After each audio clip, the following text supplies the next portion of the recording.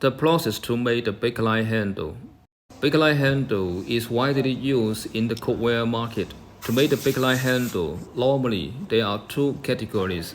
That is the injection machine to make the bakelite and the punching and welding machine to make the stainless steel frame guard, as well as the stainless steel cap for the knob. This is the horizontal injection machine for the long handle and the side handle.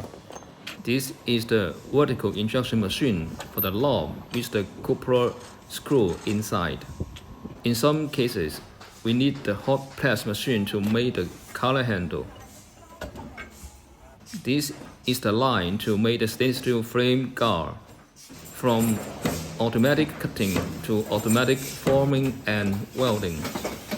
This is a very efficient way to reduce the cost while make the handle price competitive.